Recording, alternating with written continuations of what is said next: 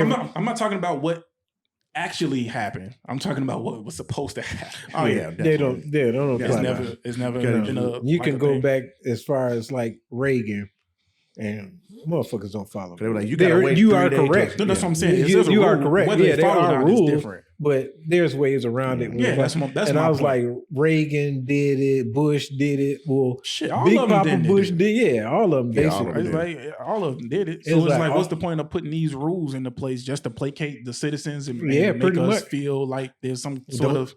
Don't you feel like you should be the answer to now?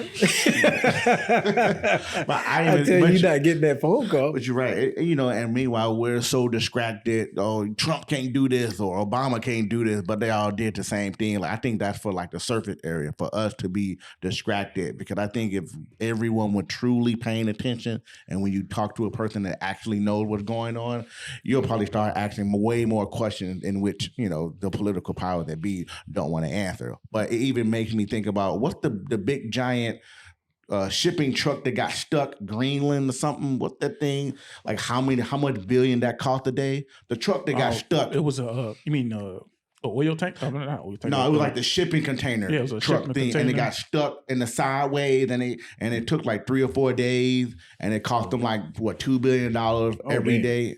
Was it a truck or was it a ship? It was a ship. I'm sorry, not a truck. It was a shipping. But it was some kind of lane where it was like a canal that they was trying to go through, and for some odd ass reason, it just decided to turn sideways and jammed up the whole fucking.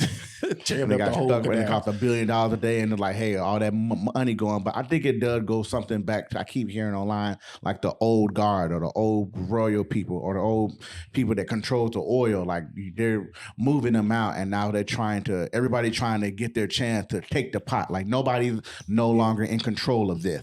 Now it's up for grab. Now it's a war, and whoever wins or whoever benefits from it, they get all this oil.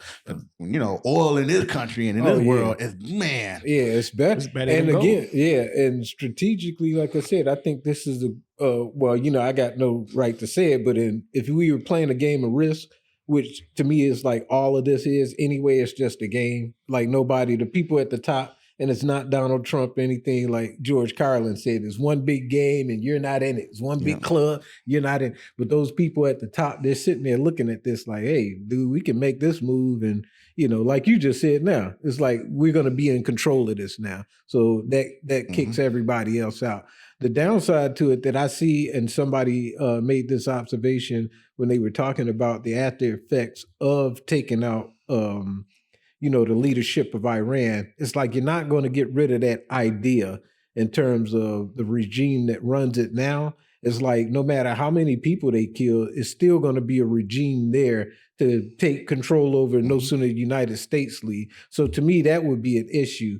And it's no different from when the United States went into Afghanistan and Iraq. And that's what I was just thinking. Yeah, so it's like when they went in there, they wiped out, Gaddafi, and they wiped out Saddam Hussein and got rid of them. But, look what happened in the vacuum. They was like, it's way worse now than it was before the United States came and intervened. So even though you have the Iranian people that are celebrating, they've been, ass whooped for the last 47 years. If you go back and look at that history, it's like, they got their ass whooped for 47 years, but what's going to happen now? It's like, there's a celebration, dude is out, but who's going to take control over that? How do you now establish a democracy for the people to come in and take charge? And what does that look like in terms of them voting somebody in? And how long will that take?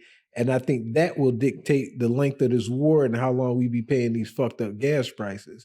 Because until they make a decision and then those people come to an agreement and say, after all the bullshit's done and the bombs are dropping, dude, how long is that going to take for you to appoint somebody to be like, hey, this is going to be our new representative of Iran and he's going to play fair with everybody.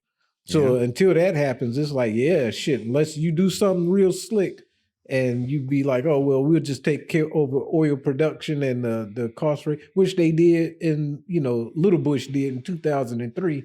He did do that shit. They went and took over the oil fields along with the poppy fields, but they went over there and regulated. Got to get that coat. Huh? Yeah. They got to get that coat. Man, hey, dude, shit. Motherfucking the opium addiction ain't over yet. Yeah. No, I ain't going over with shit. Yeah, man. Keep messing on that fentanyl. It might. That's $1 billion market, and they ain't about to get give us our cut. We are going to be good.